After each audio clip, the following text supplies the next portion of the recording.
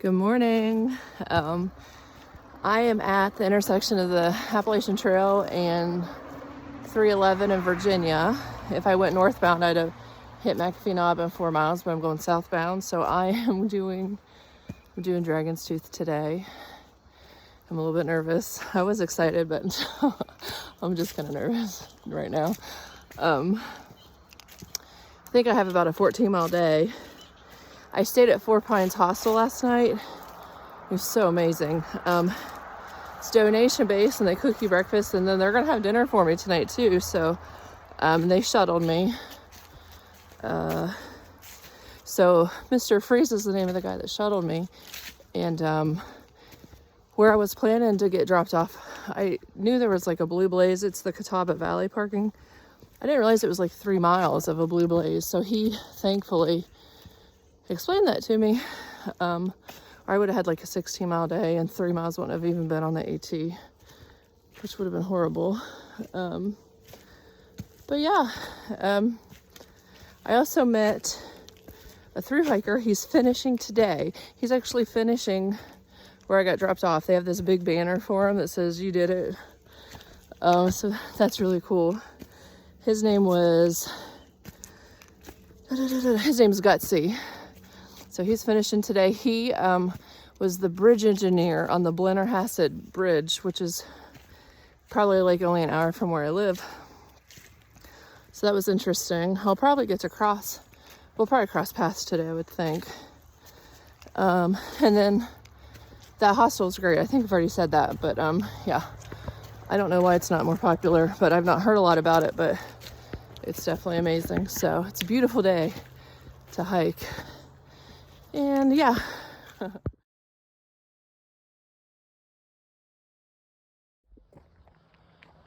Whew. So I just got a big whiff of cucumber, which, oops, means I could have passed a rattlesnake, but I didn't see a snake. I didn't hear it. But definitely something in the woods had that strong cucumber smell. So I don't know.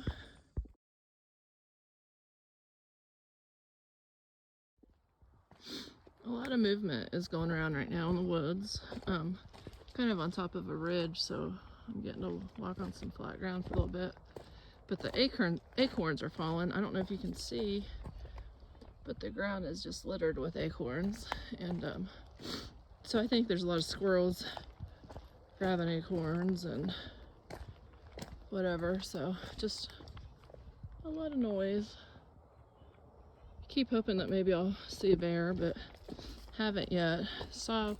Might have saw some bear poo, but I don't know. I'm not the great poop inspector, so I can't be for sure that it was a bear. But anywho, yeah, it's beautiful, just beautiful. Oh, look at the leaves already changing. Like, you hear that over there? Yeah. All right, I'm gonna get some miles in. I'm just gonna let you look at the trail for a little bit while it's nice and flat. So I was just thinking a little bit about Jesus and, well, a lot. So I don't even know what's gonna come out of my mouth. But you know, I think Jesus was the epitome of what all that's holy and perfect and righteous and loving. And it's always been that loving that has always just really attracted him to me to him, sorry. I don't know why he's attracted to me, but it was always his love that drew me, right? And I think, but, well, you know, people, like, there's just a part of me that's like, I just wish I could just have met him when he walked the actual earth in flesh, you know? And, like, I mean, there's people who did meet him, right? Like, he who had no fault was met by a human being, and the human being turned and walked the other direction. And like, wouldn't that be scary if I did? If I was one of those people that actually met him face to face and then just like turned and walked in the other direction. So I just think that, like, we're all obviously a bunch of idiots, and so the next time you don't want to love your neighbor, I mean, just remember you're an idiot too. Isn't that such a nice way to tell people to love their neighbors? I mean, if we're all idiots, but for real. So, like, we just should love our neighbors. And I think that, like, sometimes I think Christians, we almost feel like, well, if we don't make sure we tell everybody what we don't believe in, we're somehow, like, going to get in trouble with the Lord because we got to make sure we get all those rules out there. But I'm just going to tell you that I've heard messages that were all about rules, and then I've heard messages that were about the love of God, and I promise you, and maybe it's just me, but the message about love is what convicted me and what made me want to change. And the message that was all about the rules just made me want to tune out. So I think when you connect people to loving God, like, they're going to make that decision, if they're going to surrender or not. And then they will change if they make a decision to surrender. And it's not going to be change how you want them to change or how I think they should change. It's going to be whatever between them and God. I'm rambling, but gosh, I was wanting to ramble about one more thing. I don't remember what it was though. Must have been a lie. All right, go ahead. Okay, so guys, this is Gutsy. He is finishing his thru hike today. Woo! 2,200 miles. 2,200 miles. Good luck. Good, congratulations, Gutsy. You too. Yeah. Okay, so that was Gutsy that I was telling you about that I stayed at the hostel with last night. And he lives here. So he started here at 311 and went north and was like, I wonder if I can get this far. And then wonder if I can get that far. Made it all the way to Maine. And then he flipped on down to Georgia and then did northbound all the way back home. So isn't that so exciting? He's finishing on such a beautiful day. My dad's birthday is today, so I called him a little bit ago, and there were some folks in the woods, and they said, hey, we're surprising somebody who's finishing his thru hike. Don't tell them you've seen us. I said, is it Gutsy? And they were like, they said a different name, but I bet you maybe they know him obviously by his real name and not his trail name. So I doubt there's two people finishing today at the same location. I'm sure they're there for him. So I'm glad that there's folks doing a big to-do. What a cool thing, man. It's amazing. All right, folks, check this out.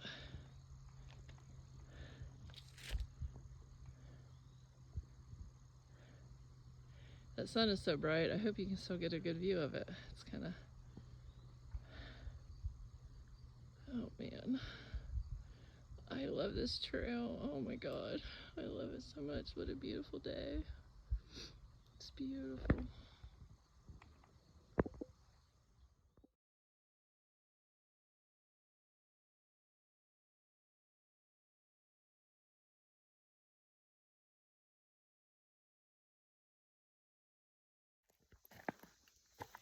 I'm just going to talk to somebody today.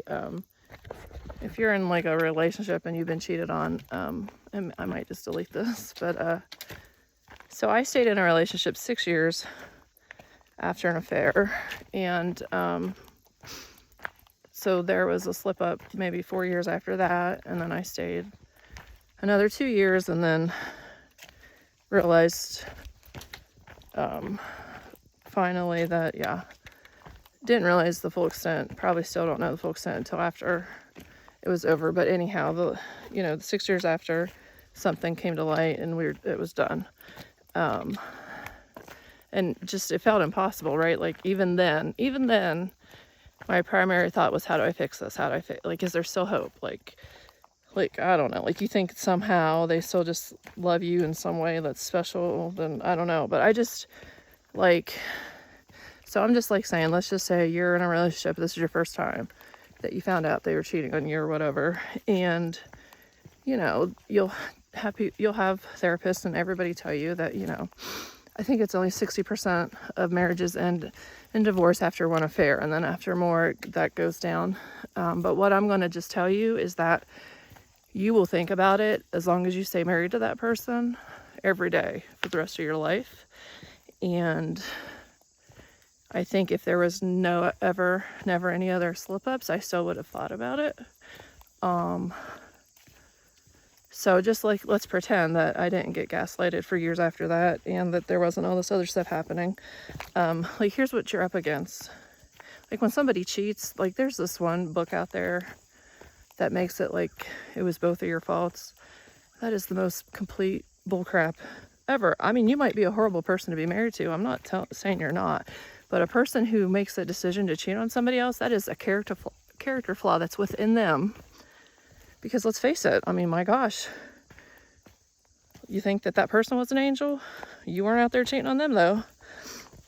So you're with somebody who has this character flaw of cheating or hitting on other people or whatever it is. Like, if you've ever struggled with anything, let's just say you're someone who's tried to quit smoking. I want you to think about how many relapses you've had. I want you to think about how hard that is. Or if you're someone who's tried to lose weight, how many diets have you tried? How many times did you start on a diet on Monday and then you were out eating candy bars by Wednesday? I mean, that's, your partner gets that type of a dopamine hit from whatever it is. If it's that attention from another person or whatever. And that's what you're competing against. And you shouldn't have to compete against that. That's them and not you. And I mean, go ahead, stay with them. I'm not telling you not to. But what I do want to let you know is, even though when I chose divorce, I thought it was like the end of my life, honestly. I couldn't imagine it. I just couldn't imagine it. Couldn't imagine not being with that person. Just thought, I would never stop loving him, blah, blah, blah, barf, barf, barf. But honestly and truly, I just never thought I was the strong enough person to ever be able to do it. And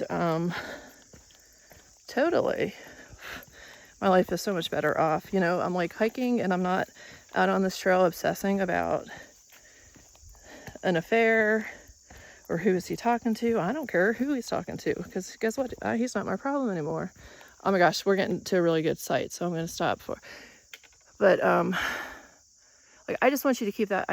Keep that in mind, that divorce sounds really hard to somebody who loves with a big wide open heart, but like, there's life after divorce, and it's pretty amazing, just to be honest. Yeah, that's all I'm saying. And like, I'm just telling you that whole obsessive thinking about it all the time goes away when you actually divorce them, but it's really hard for it to go away when you live with them and see them every day, and they're supposed to be the one that meets your emotional needs. Yeah, that's my 2 cents. That's probably not even worth 2 cents, but it's for reals. All right, all God's heathens, let's check this out.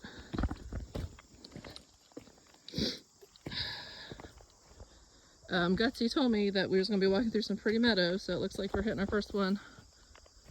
Oh my God, beautiful country. I do think I just may end up moving to Virginia one day. I guess it just depends. Look at that. Beautiful Virginia. I love it. I love it, love it, love it.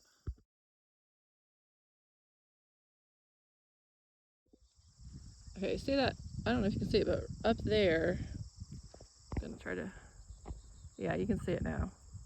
That rocky outcropping, I'm almost wondering if that's McAfee Knob, or, no, it couldn't be McAfee Knob because it's in the other direction, but I wonder if that's like Dragontooth.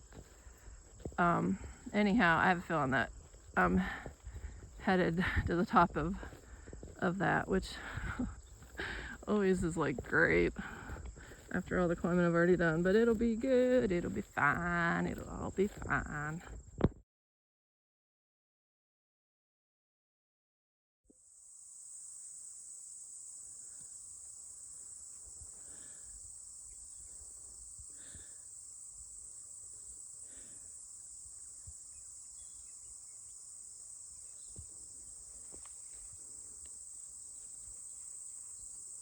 It's beautiful, ain't it? Just beautiful. Look how beautiful. Oh my goodness. So beautiful. Let me take a picture of these.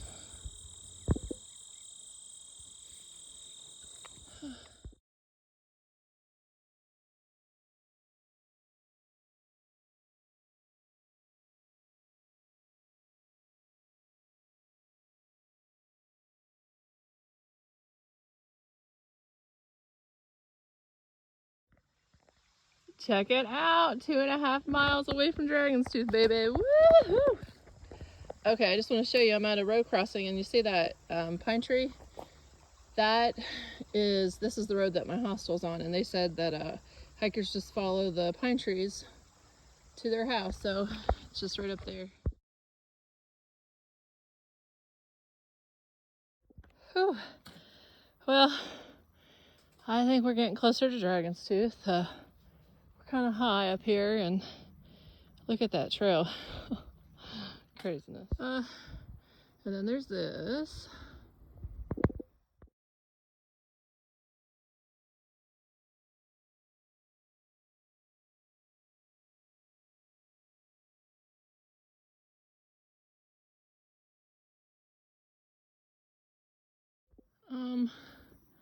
And then there's that. I gotta climb up that.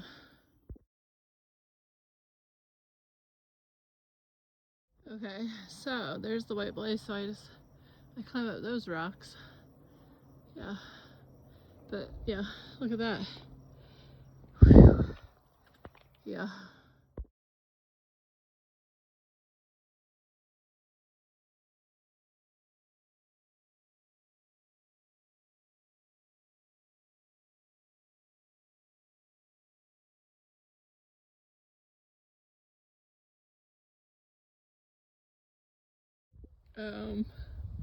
Check this one out. It's really so much fun though, and I'm just so excited to be here.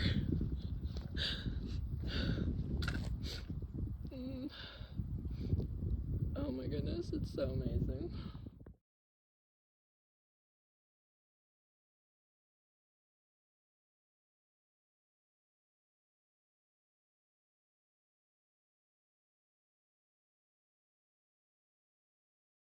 Okay, just look at this.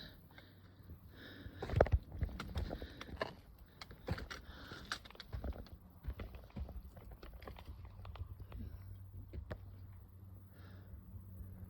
mean, this is just like one of the best days ever. Just look at that. Whew. Oh my gosh, I'm just gonna sit here for a while and take this in.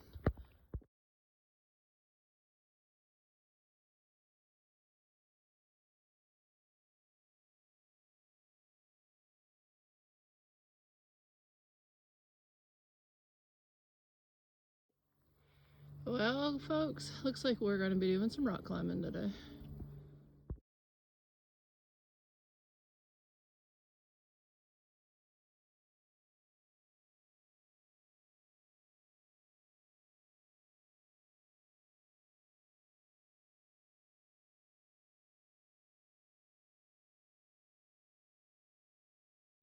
Okay, so I just seen a sign that said I'm 0.7 to Dragonstooth, and then I just passed that sign that said caution.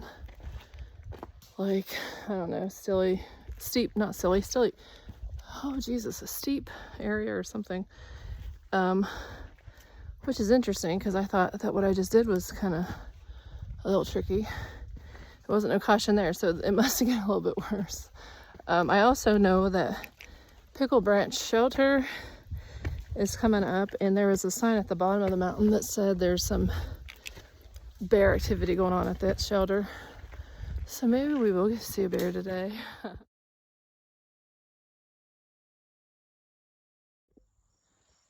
Okay, so check this out. I get up on this ledge and I'm like, okay, where do I go now? Well, these teeny tiny things right here are the steps. Those are the steps.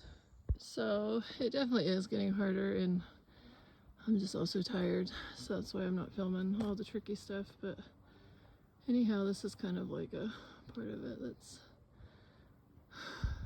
I don't know, it's wonderful.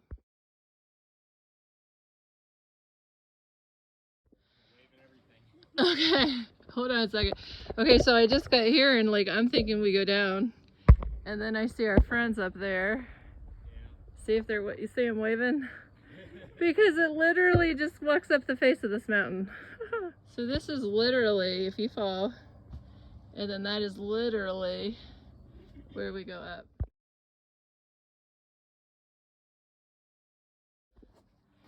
Check out this view.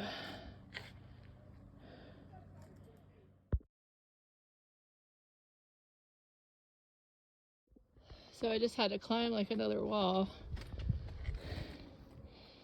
And then you get up here and there's rhubarb.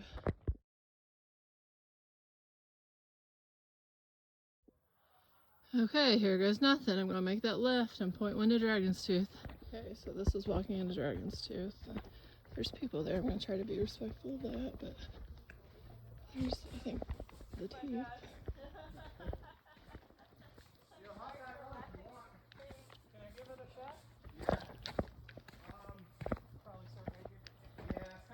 Looks like people are gonna camp here, which is cool. I didn't know you could do that.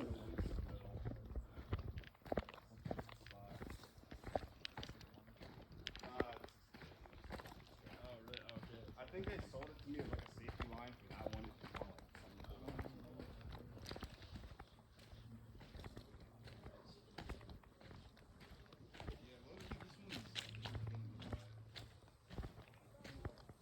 I thought about if I was gonna climb the actual dragon tooth, and now that I'm here, there's no way in heck. No way in heck. But look at this.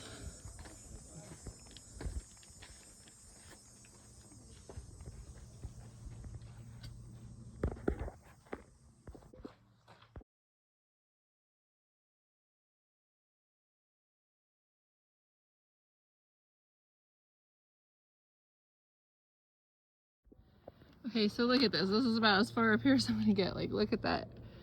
It's a little bit of a drop, but oh my god, look at that. Oh my god. Oh my god. Yeah, I don't think I could. Like, my feet are on this rock that's kind of slippery now, and I don't think I should climb up there. I'm just gonna hang out right here for a little bit.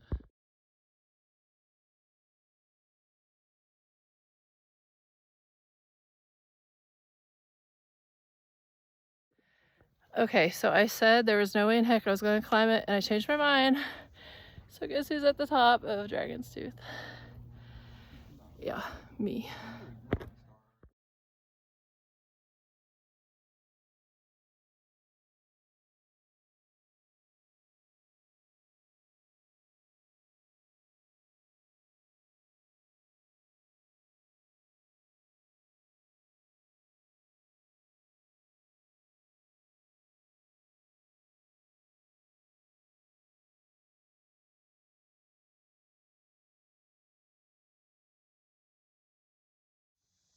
So I'm under 3 miles to get to my car, and I'm literally just sitting in the middle of the trail because I'm tired. But like on the way up to Dragonstooth, there was a lot of people because there's a parking lot where you can just take a trail right up there. But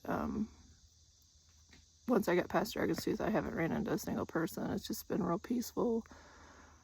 I'm tired. I'm out of water, but there's a stream 1.7 ahead of me, so I'm not like in desperate need or anything. I'm just tired.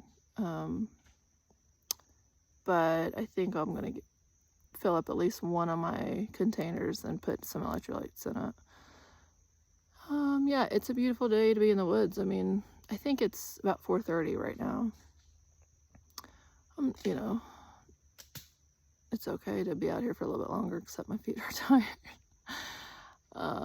Yeah, but I filmed tons, right? Going up to Dragonstooth, and okay, I'm pretty sure the squirrels are like throwing those nuts at me. Did you see that? I'm like, I haven't got pelted in the head yet. I probably won't film as much. I haven't filmed the couple of miles I've done since then, and yeah. Well, I think I just caught a glimpse of my car. So I'm pretty close to being done with this trail. I'm craving a pop so bad. Thank you so much for watching.